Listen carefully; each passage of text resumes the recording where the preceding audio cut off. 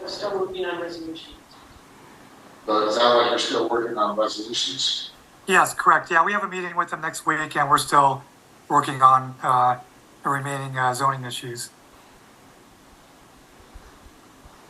Thank you much, Mayor. Thank you.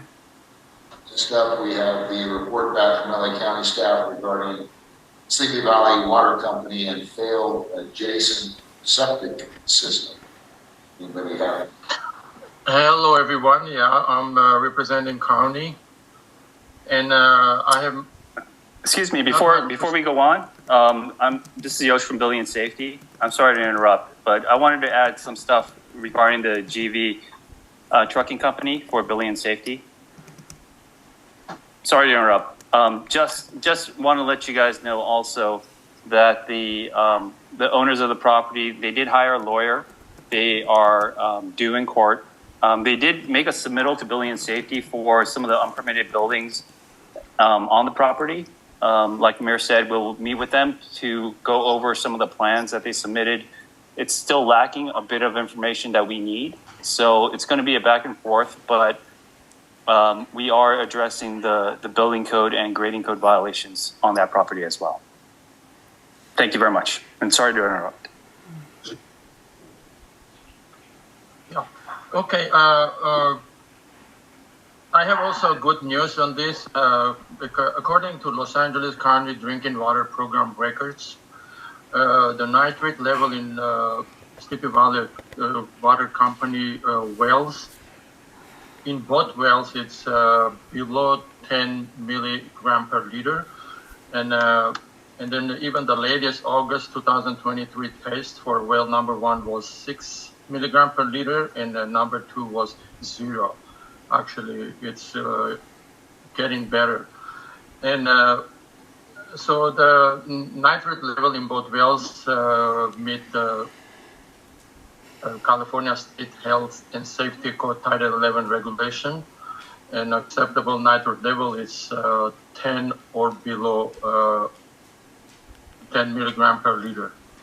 As for the adjacent failing septic system, Los Angeles County Land Use Program that I represent, and we're diligently working with the homeowner.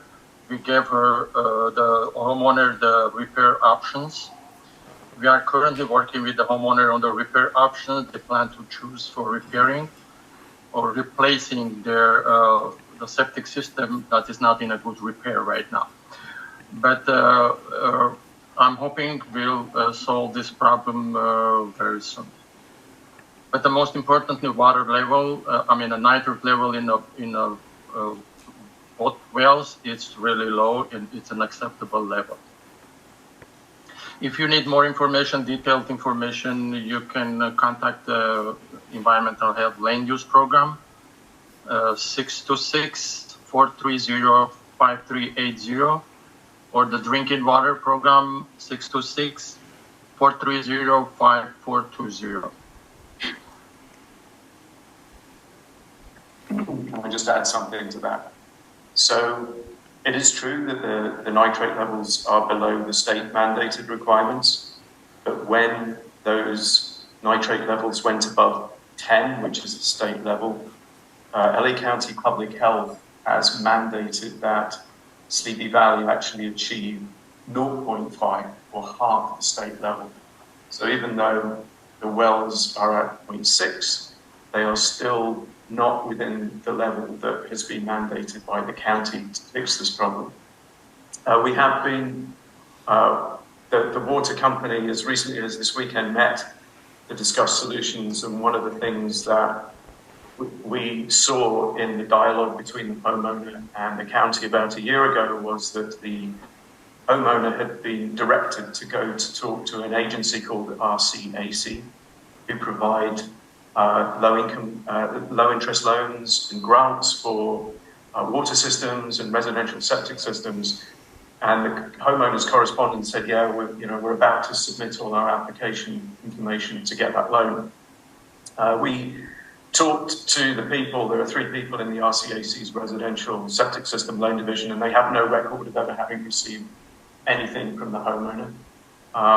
So one of the issues that the water company is considering is whether we could actually go in there and pay for a new septic system, which is, I think, what the county mandated from this issue when it was originally figured out a year ago. And then we just go file a lien on the homeowner's property so that at some point in the future we get our money back. I don't know whether, Tigran, that's an option that we can explore with the county.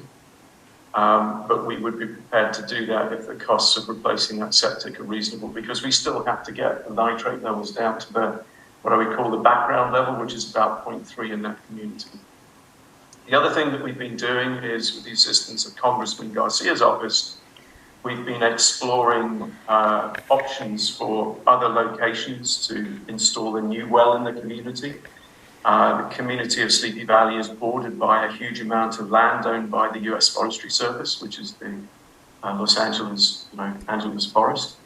And the U.S. Forestry Service in Arcadia has expressed favorable permit that they would consider granting to Sleepy Valley Water Company to put a well about 150 feet, 200 feet into the Angeles Forest so that we can get very clean water and effectively reduce the reliance on these wells that are close to other people's septic systems. So we have to parallel that project. So I talked to Public Health earlier this week, and we will have to go and get a permit from LA County Public Health and Regional Planning for a new well in parallel to what we do with the Forestry Services.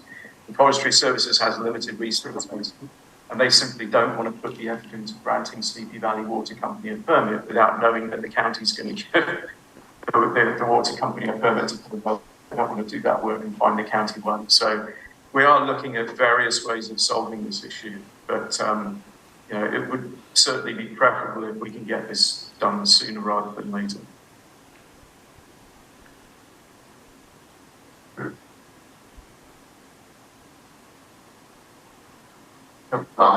We locked up.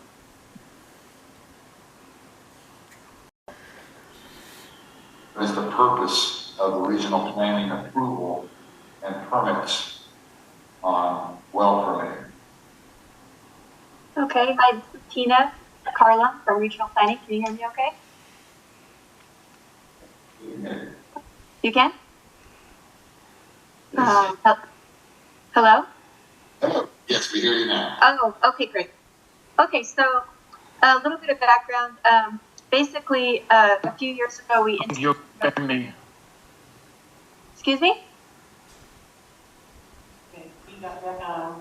Even just got back on, but we're going to go ahead. Okay. Yeah, so until a few years ago, when someone had a vacant lot and they wanted to drill a well, they would simply go to Public Health and apply for the well, go through the well permit process, and have their well permit issued and drill their well.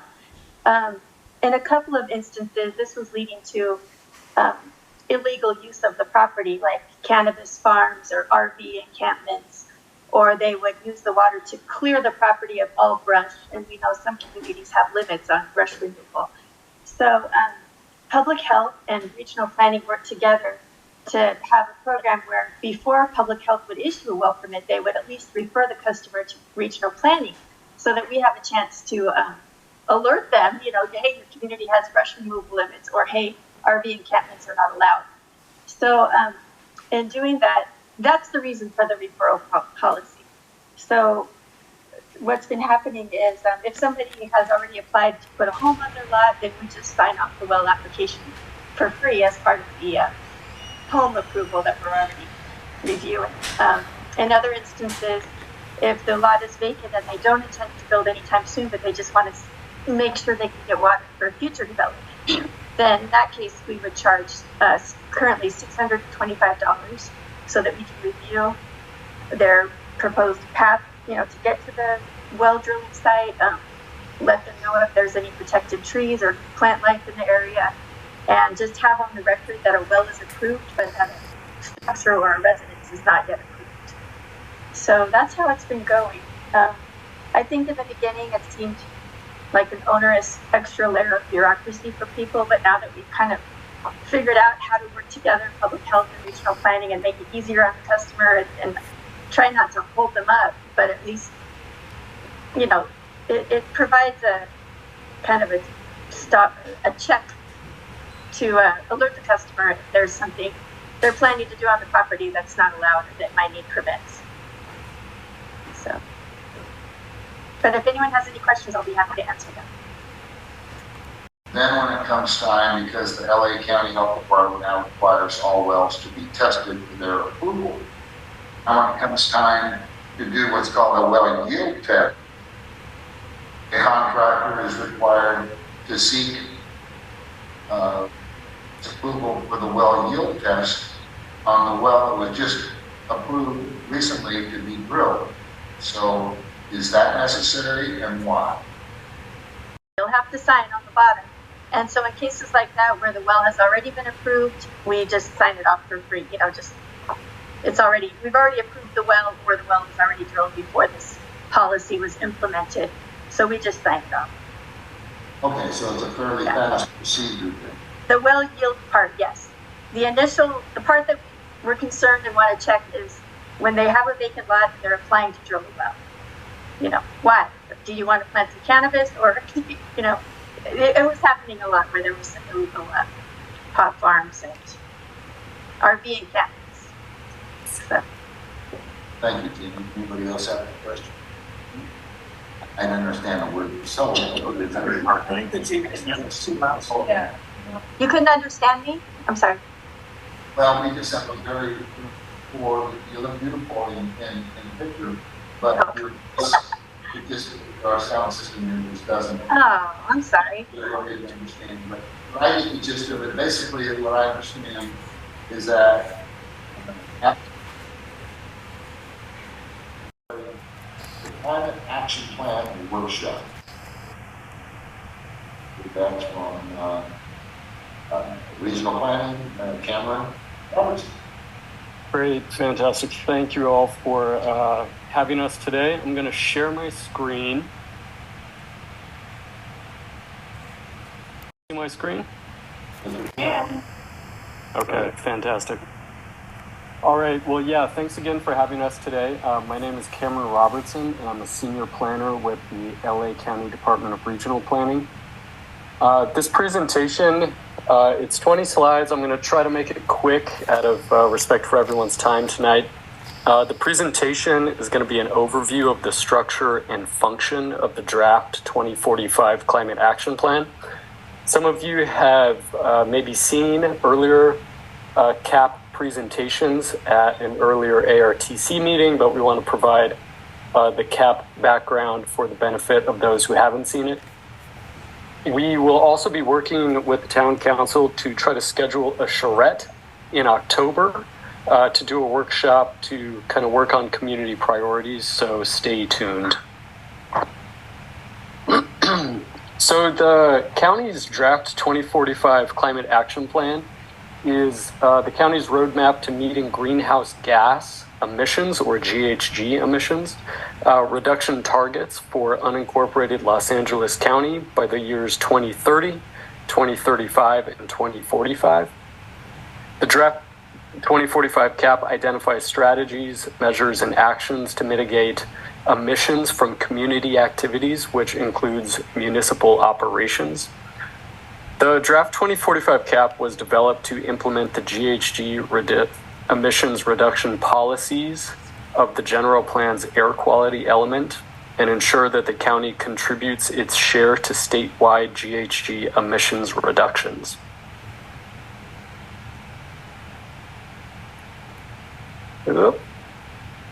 Apologies.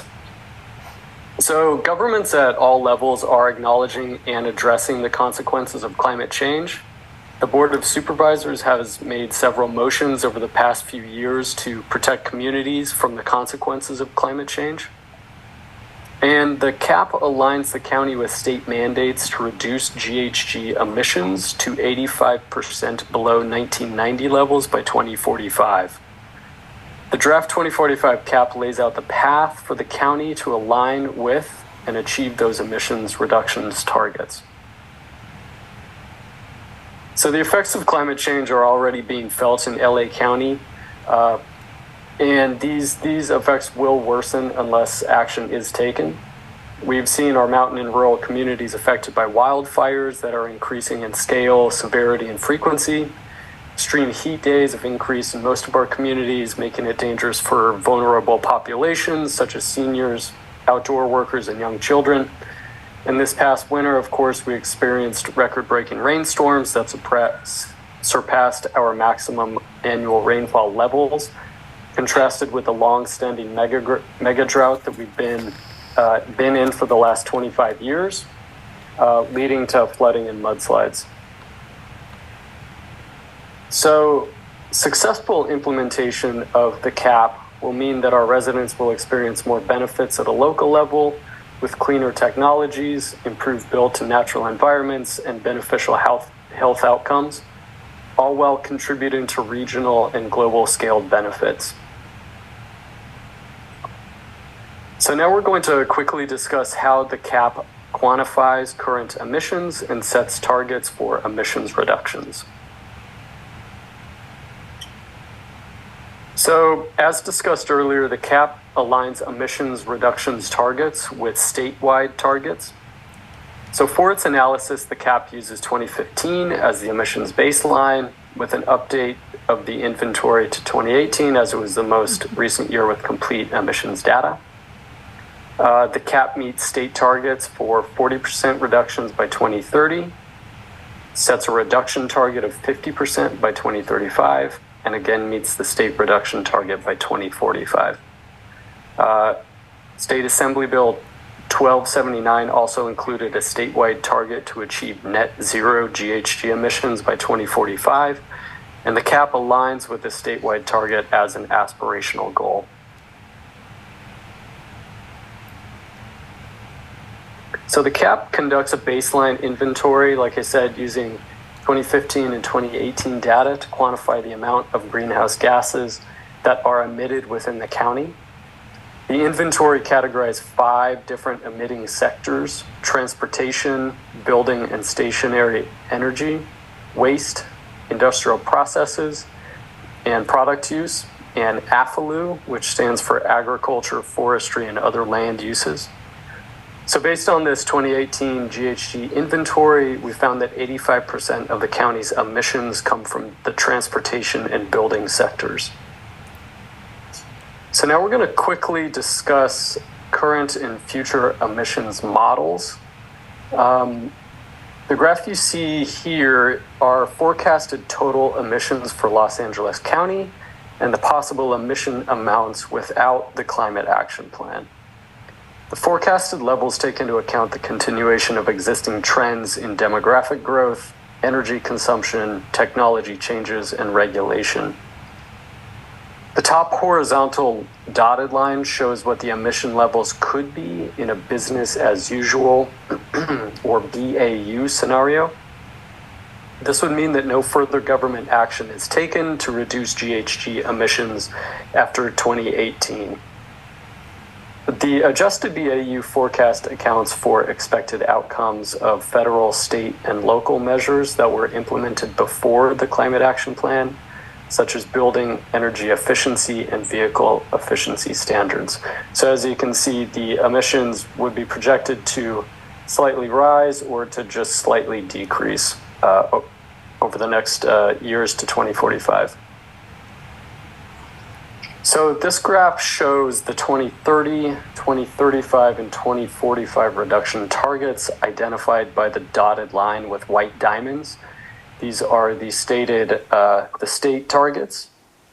So based on our models, if we succeed in implementing all the measures under the proposed Climate Action Plan, the forecasted emission levels are below the state target levels, showing that we have the potential of actually reducing emissions below the state's 2030 and 2035 targets.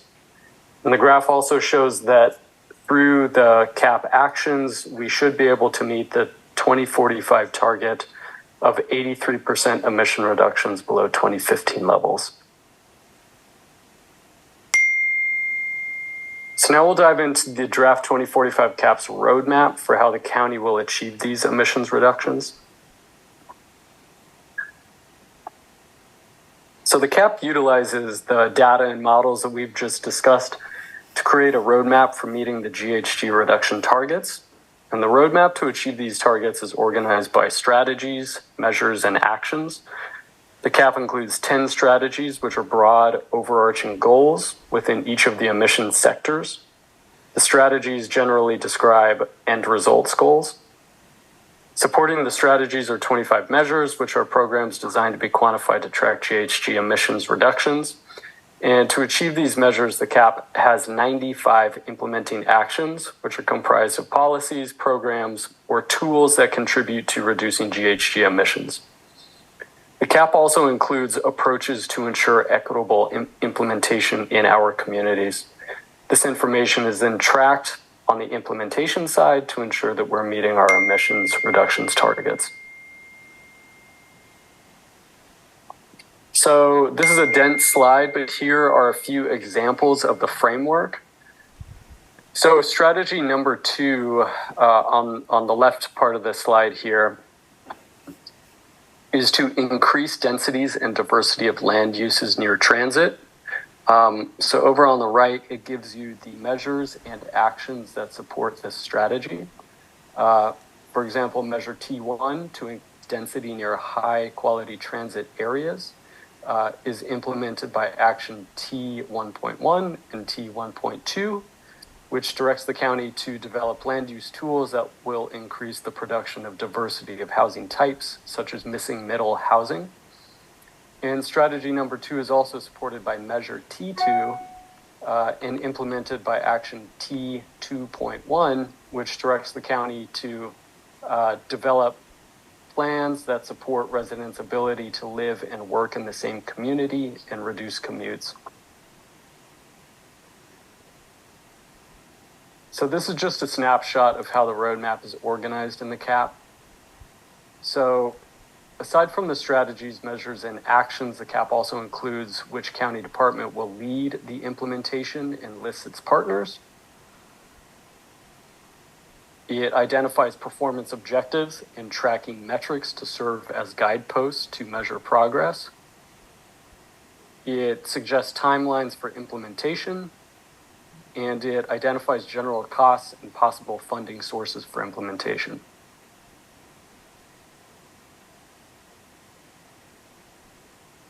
So the CAP provides an opportunity for the county to integrate equity when implementing the CAP actions. This will require deliberate efforts to build procedural, distributional, and structural equity that can help to reverse the trends of discrimination and disinvestment. So the climate equity guiding principles you see on the slide can ensure that frontline communities are engaged with and prioritized for resource and funding allocation. So above is a diagram of how the CAP will integrate equity into implementation. So overall, the CAP intends to maintain consistent, accessible, and inclusive engagement with vulnerable and frontline communities and to effectively respond to and provide for community needs and interests. So as programs and projects are developed, the county is committed to incorporating feedback and input to better serve county communities and understand how results can be improved over time.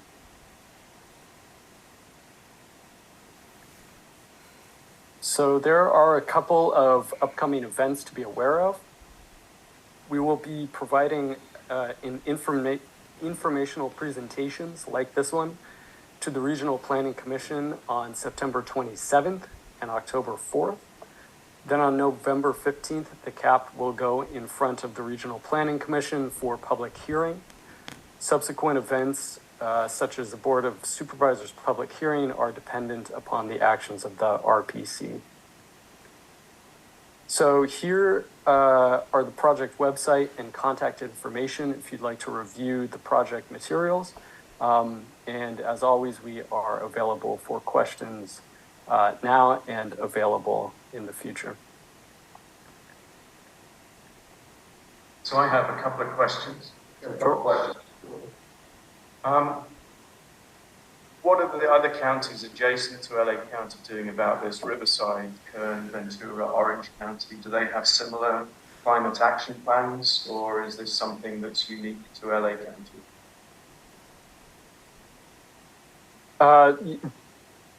There are other jurisdictions throughout the state that are pursuing climate action plans. Currently, the county is working on an EPA grant that looks at climate action, and it does involve Orange County, as well as Southern California Association of Governments. So there are comparable and parallel projects going on throughout the state in other jurisdictions similar to this one. Are they as aggressive or less aggressive than the targets that LA County is laying out? They are fairly similar. As you notice, some of our data indicates that some of our targets are slightly more aggressive than the state targets. But there are comparable projects such as in San Francisco. They recently completed a climate action plan, which, you know, some of the items are essentially being contested right now because of how aggressive they are. So the county is monitoring other jurisdictions to see what kind of standards they have. And we are trying to essentially engineer them and develop the plan to make sure that we are meeting you know, the standards and goals set forth by the state and by other jurisdictions, and not necessarily going above and beyond those jurisdictions, but at least meeting them at the same place.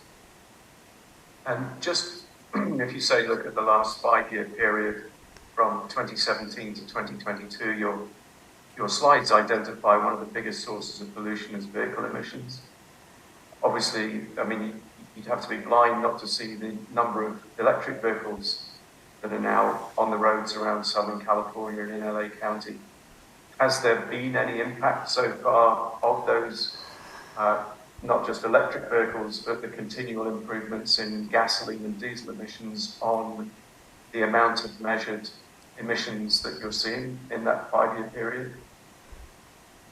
That's a good question. Like we said, the latest available data is from 2018. It's possible that we'll see some sort of improvement with the kind of wider adoption of electric vehicles. But, you know, along with the adoption of electric vehicles, we're also seeing larger passenger vehicles, larger trucks, larger SUVs come onto the road. That all being said, you know, as we're all aware, the COVID, you know, public health crisis pulled a lot of cars off the road, a lot of travel came off. So the data will probably have, you know, it'll indicate that there have been reductions in emissions over the last 5 years, but it'll also be kind of difficult to pull out the effect of electric vehicles at this point and the effect of the COVID pandemic. So the data might be fairly complicated, kind of looking back over the last few years. Okay, thank you. Another question. You know, we look at these charts and it looks like a whole lot of reduction in it. Does anybody run a cost benefit analysis to determine what the benefits are? We know what the costs are, and as a business owner, I know what the costs are. They just got through buying a new $200,000 service truck to replace an existing truck. Very long. Yep, I'm still here. Implications of this is what I want this physical. Can you hear me? No signal on the read. Well, that's just the HDMI. That probably to the lens. Stop. Yeah.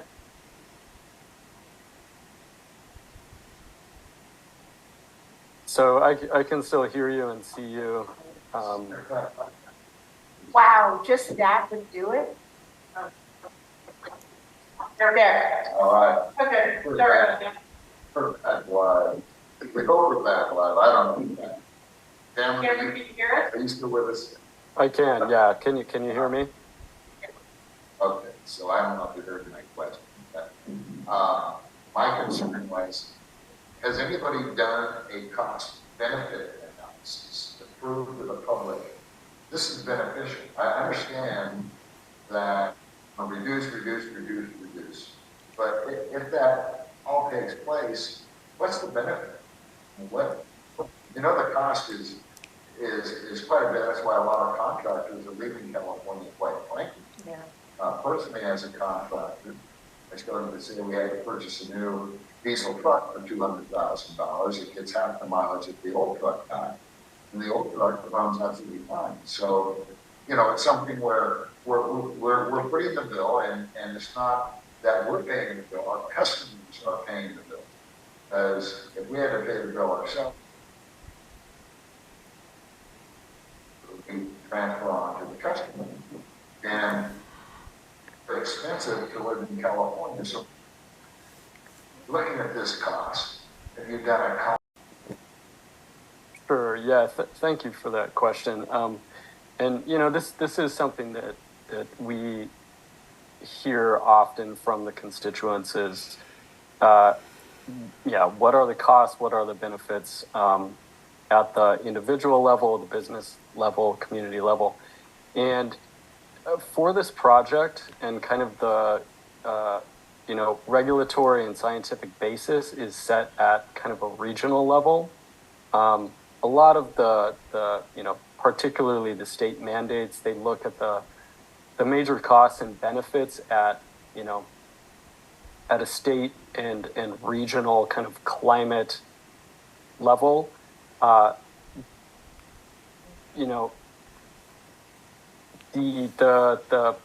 analysis that has been done clearly acknowledges that there are large costs that need to be incurred to capture the benefits at the state and regional level for climate improvement.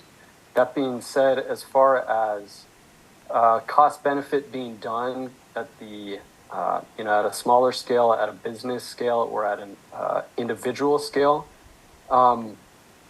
that those costs are considered, but the specific cost benefit analysis hasn't necessarily been done at that scale. That being said, the county fully acknowledges that there are major obstacles for individuals, homeowners, and businesses when looking at, potentially having to purchase new vehicles, having to retrofit existing structures. So those considerations are being, acknowledged and built into the climate action plan. We're not necessarily trying to inflict the most amount of pain on constituents and on residents. We're trying to make sure that the costs, as much as possible, are being incurred, in new development in places where new equipment needs to be built or needs to be implemented, so that the largest amount of benefits can come essentially at the lowest cost and at the lowest opportunity cost. And where it is expensive and where it is difficult and where it is hard for constituents to implement these things, we're taking that into account. Do we know the overall, somebody obviously forecasted as they built the plan, what is the overall estimated cost of this? So as of now, there's no specific cost estimate at the county level.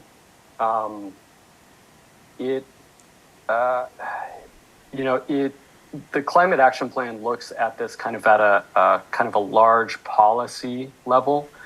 So as far as the specific implementation and how all of that happens, it's going to have to be iterative, all the way through 2045. There are issues such as technological advancements that in a lot of ways we can't necessarily account for right now, and we can't account for in today's dollars.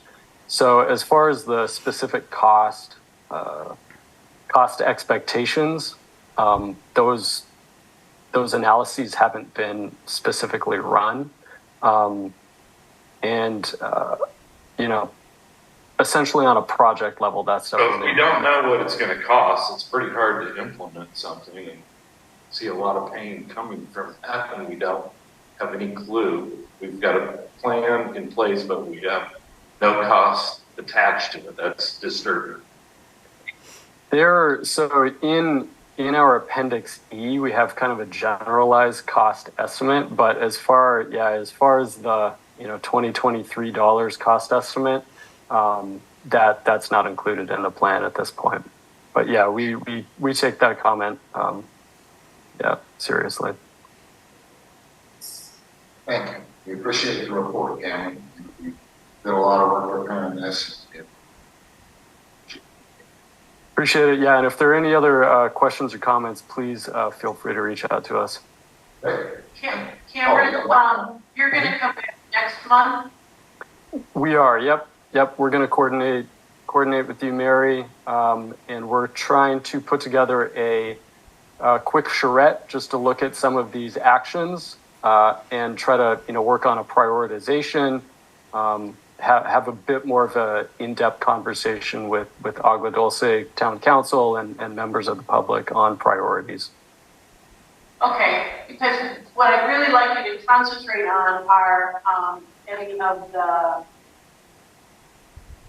issues that will directly affect us. Because I know electrifying everything, eliminating natural gas, eliminating propane is in this. So those are the issues for us. So I want those things for sure to come. And anything else that you can think of that will directly affect us. I think that's what we want to really figure out. Of course, yeah, and we've we received public comments, and we'll definitely, in our discussion, address some of those questions, and we'll have more of an in-depth conversation on how the CAP deals with those and how they might be addressed moving forward. So yeah, appreciate that. Yeah, because that's a big issue out here, because we electrify everything because of power shutoffs. And we don't have any natural gas or generators or anything else. We've got no water, so that's right. And we told you that loud and clear. I just don't want to deal with that down the road. So I just want to be accommodated. If I can add a question for an answer next time. He talked about the density of residential development around transportation corridors. We have a transportation corridor in our community, which is the 14 freeway. Clearly the emphasis on electric vehicles and potentially some sort of transit system. It would be interesting to understand how the climate action plan reconciles the desire to build high-density residential and business facilities around these transportation corridors when, in the case of an area like Agua Dulce, we're in a very high fire hazard severity zone. And we also have significant issues now for our residents actually obtaining fire insurance for their homes to satisfy their mortgage obligations. So that's just a question for you to consider for the next round when we sit down here. And it would be useful to understand how and whether the climate action plan resolves issues like that. Absolutely, certainly, yeah, and we will definitely get more into those issues moving forward. The latest round of the climate action plan does, begin. It acknowledges rural communities and some of the specific concerns that rural communities have, and these are two of the major ones. So, to the extent that the CAP addresses that, you can review it as you want, but we'll certainly be discussing these items at our next meeting. So appreciate that. Yeah, thank you. So with all this going to electric, is that where the planning, regional planning, is more in support of these large battery energy storage systems? Is that part of this overall plan?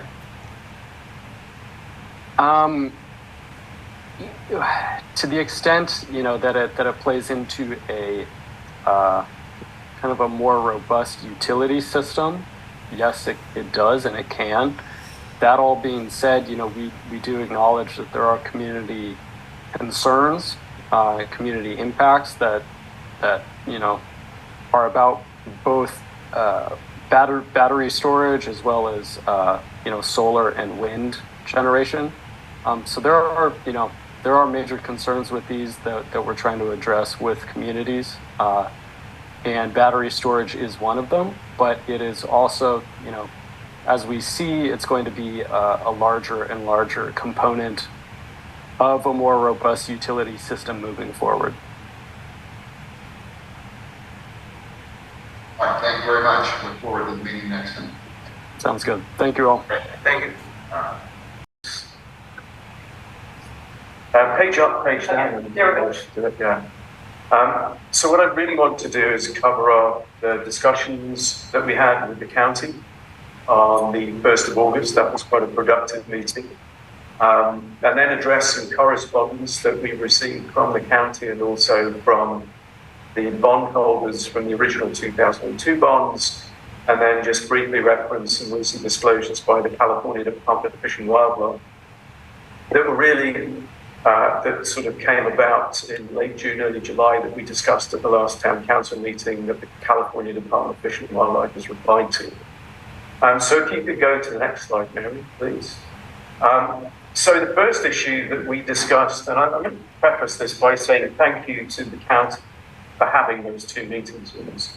We're all busy people, and we appreciate the fact that Stephanie and Anish and Art Vanders and Stephanie's assistant in the Santa Clarita office took the time twice to sit down with us for 2.5, 3 hours and just go through these concerns that the community has brought up so that we can hopefully hammer out some sort of understanding and resolution to them.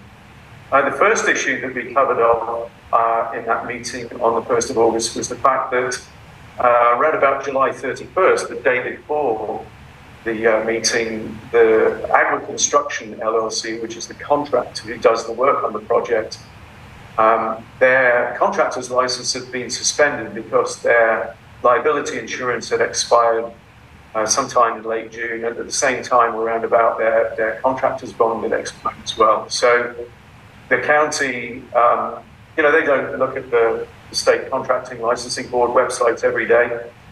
And it was actually a member of the community who figured this out and brought it to our attention. But they issued a notice of compliance and gave the contractors 2 weeks to go get that fixed, and Agri Construction did so. If we can go to the next slide, Mary. The next issue that we covered was dust mitigation. During June and July, we had some very hot weather, and a couple of days there it was quite windy. And there was a period of time when the pond that exists on the site that's used for filling up the water trucks was actually empty, or virtually empty, because the developer was moving the connections from the area of water main, the Sierra Highway and Valley Sage Road, down to the end of the project, at the end of Valley Sage Road, to a temporary water connection. So some of the residents who were directly affected by this, they're grading at the top of hills, pushing dirt everywhere. When it's windy and it's not wet down, then that dirt blows everywhere.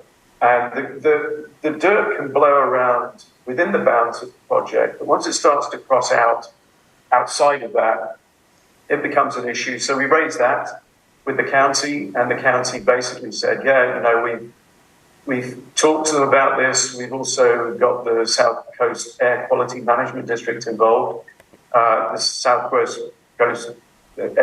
SCAQND has been out on site and done some inspections, but they haven't found anything to cite them for. There's a bit of a caveat there, because if you go on a day when there's no wind, you don't see anything, and therefore you don't get cited. So I'm just going to let Mary get this back again. Sorry, I just found out that the word wasn't sure. Scary, okay. We saw it here. All right. Well, sorry. Sorry about that. If you can go to the next slide, Mary, that would be great. The next issue that we talked to the county about was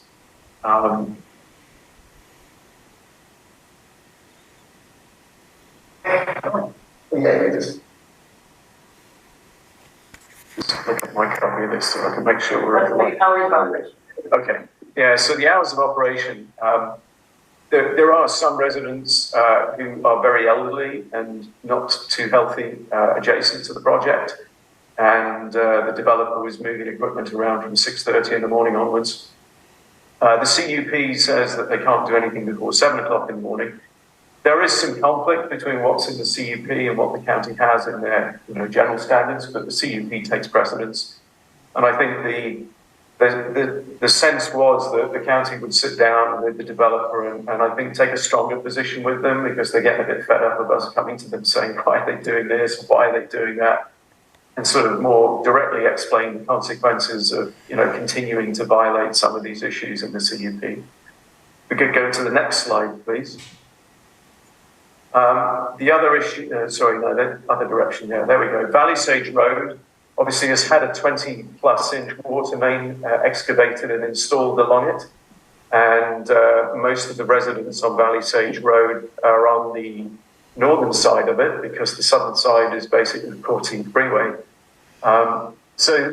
There's trenches that haven't been filled to ground level. These people have to drive across this to get in and out of their properties. There was construction equipment or debris from construction left around. We were told in the meeting on August 1st that it would be 3 weeks before that was fixed. However, a few days ago, we got an update from Public Works to say that that work is actually scheduled to start next week. So they're not going to completely repave Valley Sage Road, but anywhere where they tore up asphalt, I think, is going to be replaced and should be back to the same level as the road on Valley Sage Road. We can go to the next slide, please. There is an issue was raised about a temporary water connection. So once they got the water line to the edge of the property, they put in a temporary hydrant, which then fills this water pond, which is used for wetting down and dust mitigation. The county in the previous meeting had made it quite clear that the developer needed to get a fresh set of bonds in place before they could do any of these improvements like water infrastructure, roads, sewers, etc. And it looked on the surface that may be a circumvention of that requirement, because the temporary water is outside of the boundary of the project and therefore wouldn't fall within the auspices of the county's requirement to have these replacement bonds in place. But the county confirmed that it's quite common for developers to put these temporary water connections in place. And because it's a temporary water connection, it's actually not going to be adopted by District 37 when they adopt this water infrastructure. We did talk to the county about when that was likely to happen. I think the water line has been, clearly it's been chlorinated and it's being used at the moment to fill the pond. But I don't think anybody sitting in that meeting had any direct understanding of exactly when the county expects to adopt the 21-inch water main from the developer. We can go to the next slide. Another issue that had become apparent is that the developer is not paying some of the vendors. We kind of talked about something that seemed to be going on in the background at the July meeting and didn't quite understand why the project was proceeding in what seemed to be fits and starts, where activity was happening in one day and then there'd be nothing happening in a period of several days in a row. And what we determined is a couple of things. First of all, very recently, one of the vendors to the project has filed a whole series of liens on all the parcels for the project. So those are mechanics liens, for money that is owed by the developer to that vendor. And in this case, it's the company that was providing oversight of the stream bed alteration permit that was issued by the California Department of Fish and Wildlife. And then separately, there was some communication that came out of Elite Earthworks, which is the company that put the water line in, indicating that along with the water line, they'd offered to sort out these 3 water meter connections for Mr. Estes as part of his agreement with the previous developer. And they basically indicated that due to changes at the developer RTG Investment, that they weren't going to be providing any further services to RTG or to the project, and that included Mr. Estes' water taps. So the Department of Public Works and LA County's response to that was, well, you know what, it's not uncommon for some of these developers to owe people money. I would say that just looking at the liens that were filed and listening to the feedback that I've had about how much could be owed to Elite Earthworks, which was confirmed in a verbal conversation between the developers' representatives and one of the neighbours, that's close to $1 million that's owed to those 2 companies. It certainly was when I last got an update on it. And the county indicated that, you know, for things like fixing Valley Sage Road, they weren't yet in a process of drawing down on any of the bonds money that they've got related to that water line installation. So if we can go to the next slide, please. We talked about this briefly, the site stoppages. We were curious to know whether something was going on in the background, and we discussed the priorities. So clearly you've got agencies like Public Works who have oversight on a whole variety of things on this project site, from the installation of the water line to the grading. Then you've got the AQMD who look after dust mitigation and air quality, and the California Department of Fish and Wildlife and State Water Board who granted these permits so that they can grade out parts of the ephemeral streams on the property. And the county said, look, you know, we don't really have that much interaction with these other agencies, so we don't know what the CDFW may not have done or may have done as a result of what's been going on. So why don't you guys talk to them? So we have, and we'll talk about some of the things that we determined shortly. But it seems that the county would prefer to be the lead agency, Public Works, on this, so that they can make sure that CDFW doesn't walk on site and issue a stop order because the developer is not within the parameters of their permit that they've given them. So there's more to discuss, I think, on the CDFW, not just here, but in the next meeting as well.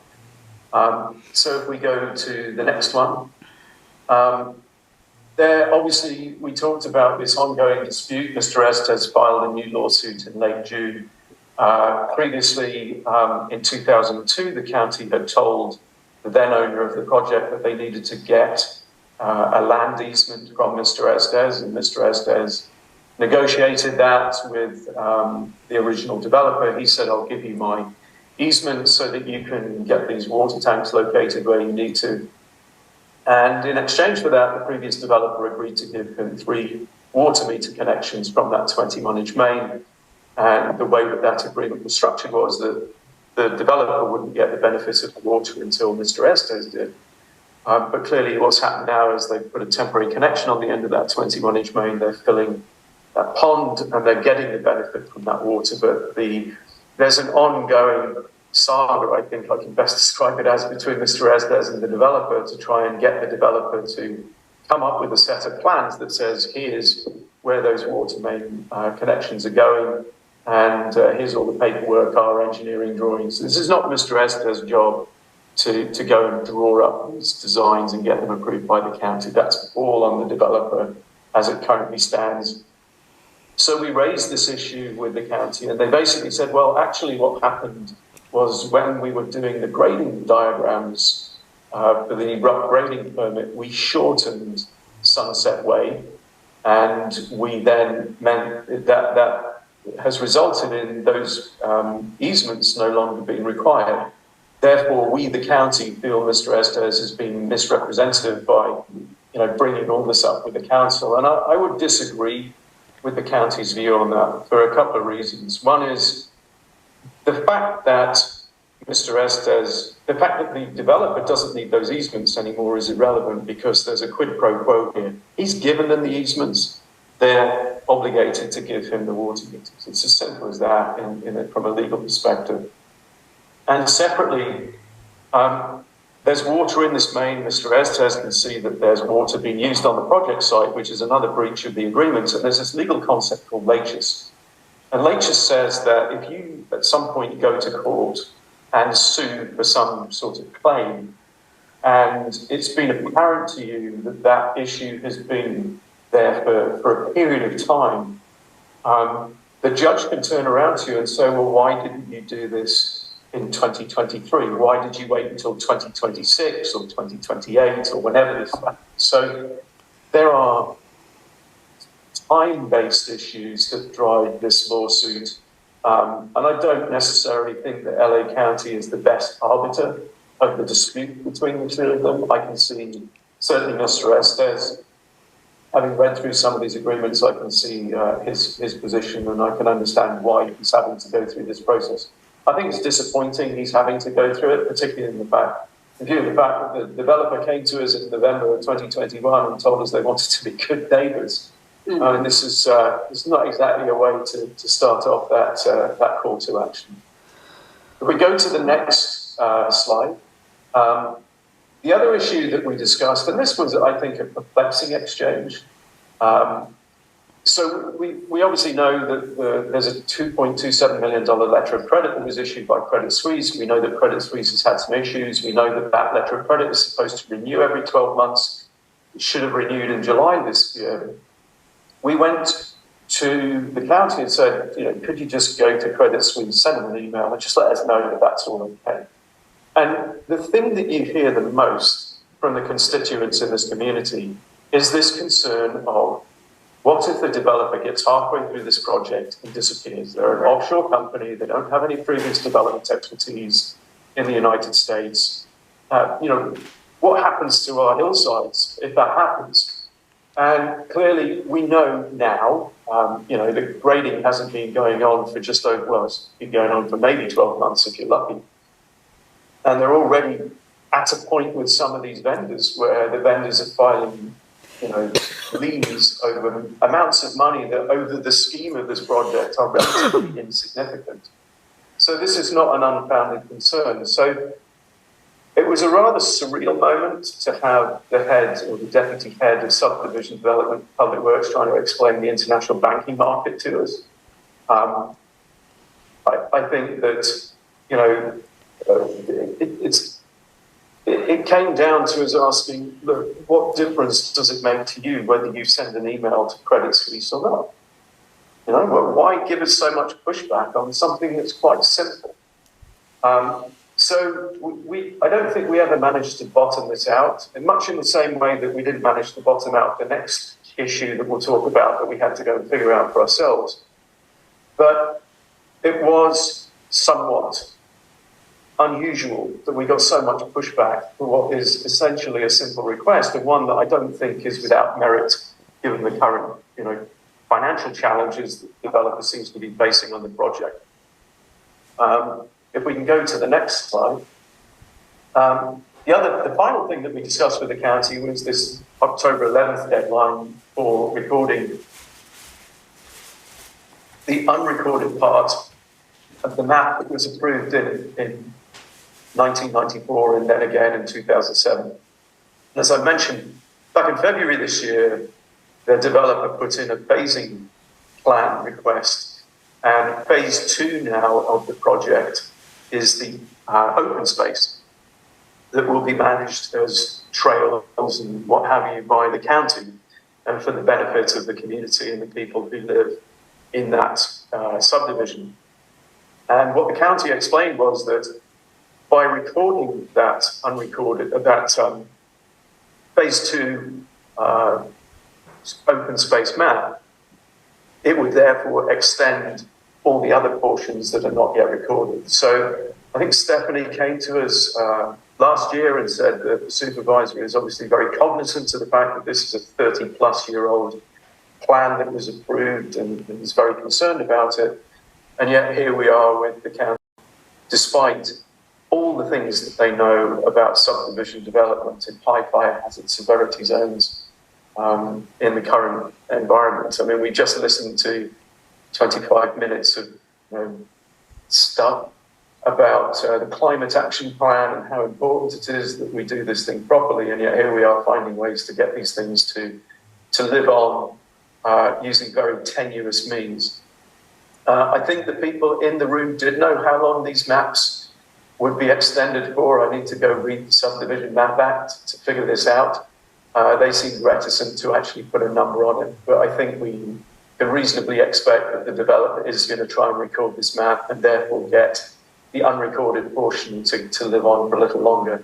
The county has taken the position that the next phase, phase 3, is where the wastewater treatment plant would be and the secondary access to the property.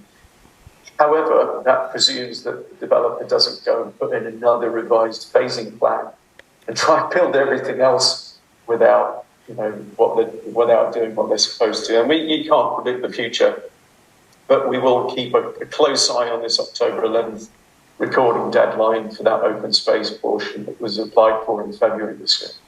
The county did say that something like this is pretty common and that there are areas of development around the Santa Monica Mountains in particular where developers have done exactly the same thing.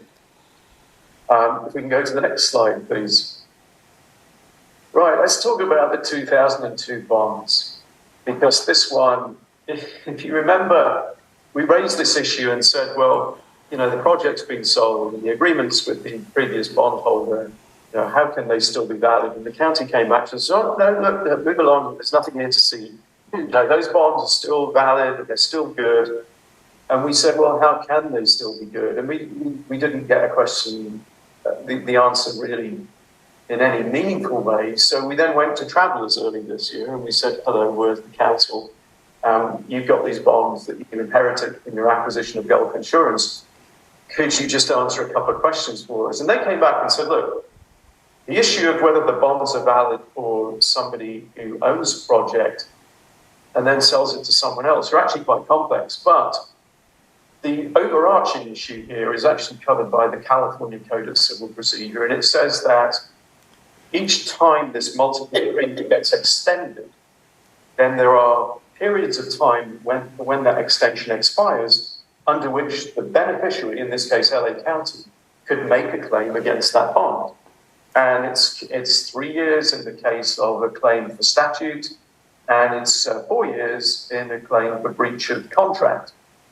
So based on the public records disclosures that we had about these extensions, LA County said the last time we can tell you this was extended for sure was in 2015 to the end of 2016, and to May 2016. So we go to the next slide. If you assume that that is correct and there were no further extensions after May 2016, then LA County lost the ability to make any claims against anyone for these bonds in May of 2019 or statute in May of 2020 for breach. So yeah, the bonds might still be there, but they're totally useless in terms of their ability to pay out in case of any problems for the issues that they're covering, such as water infrastructure, roads, and storm drains. Let's look, if we can, at the next slide, Mary. This is scenario 2. So let's assume that somebody somewhere has an extension beyond 2016 for those previous sets of multiple agreements and that the previous owners made some sort of payment. Let's assume that they made the payments all the way up until May of 2018 because they sold the project in December of 2018. So let's assume they renewed in May of 2018. LA County can't find these records, but they exist, and then apply the same coda to the extension of these bonds.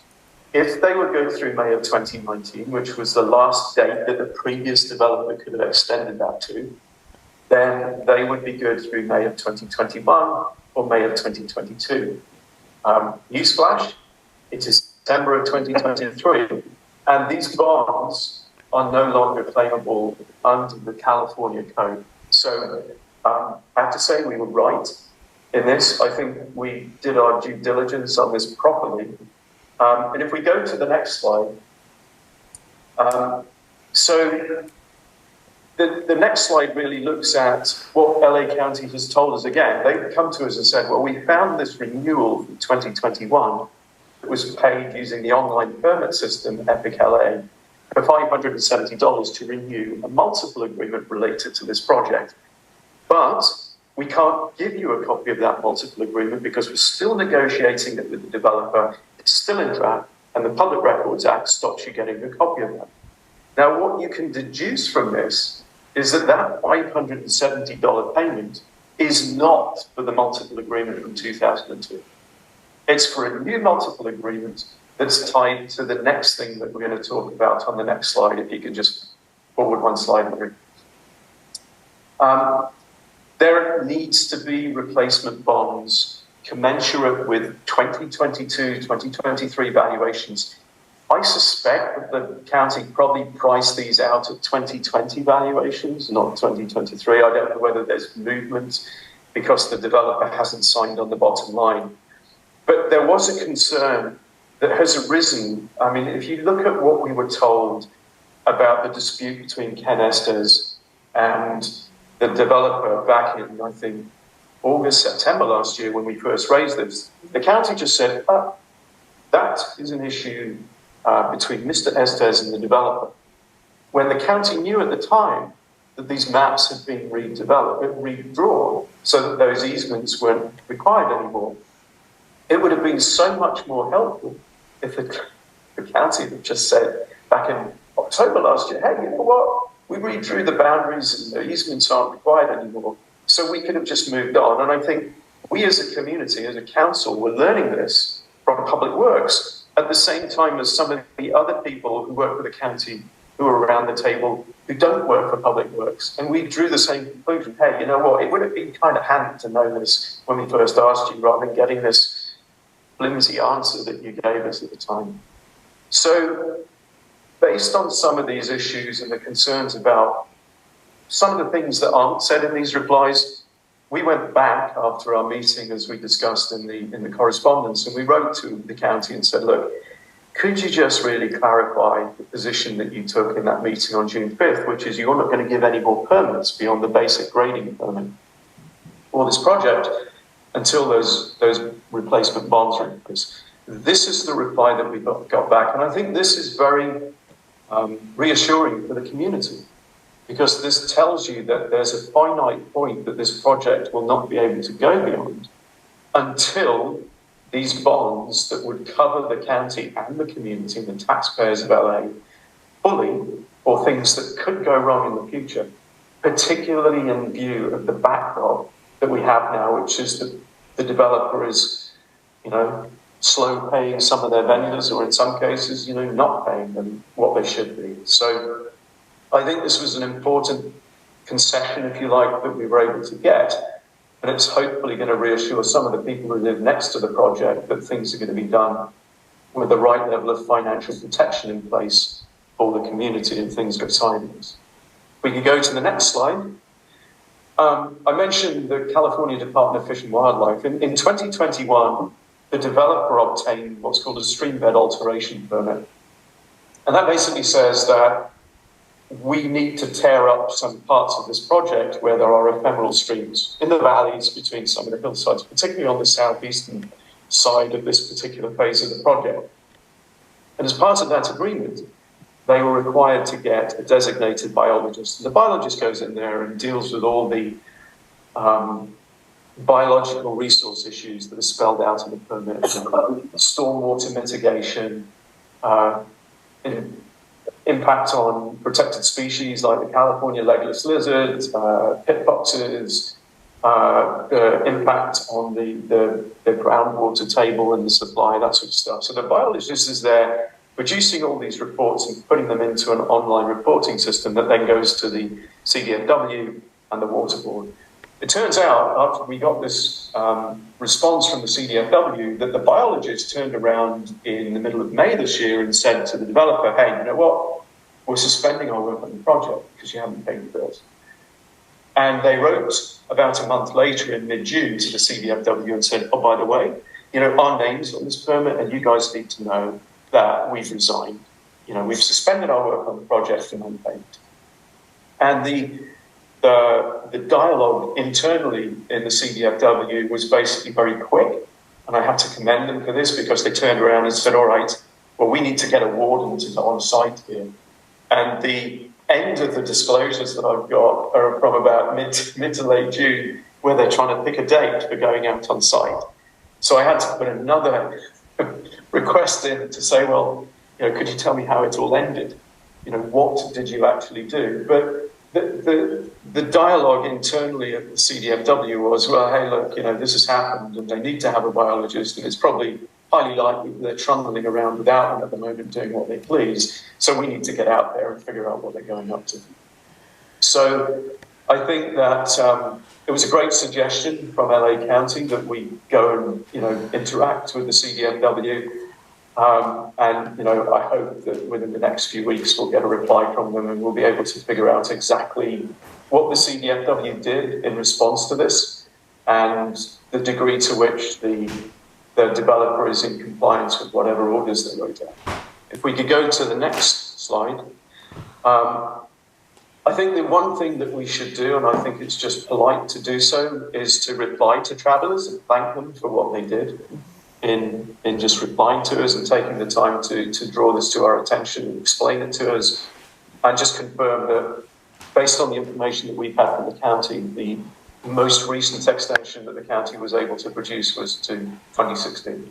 And just thank them for it, because I think their records from the county, or their internal records that they kept, showed a renewal to about 2013 or 2012.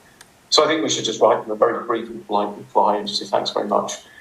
I think it's just a decent thing to do. So if everybody's in agreement with that, I don't know whether this could be part of the previous resolution that we passed to write to travellers about the bonds, and we can just grandfather it into that, or whether we need a separate resolution for this, but I think it's up for discussion. I have a question. Why is the county so intent on keeping this project alive? Yeah. We'd like that. You can come up with half a dozen scenarios that might be beneficial to keeping this project alive. And at this point, it would just be conjecture. Because there's just no concrete reply coming from the county. I would say, I don't wish to sound rude, but I think that the Department of Public Works representative who was at the meeting was pretty smug when we actually covered this topic off, because he had a very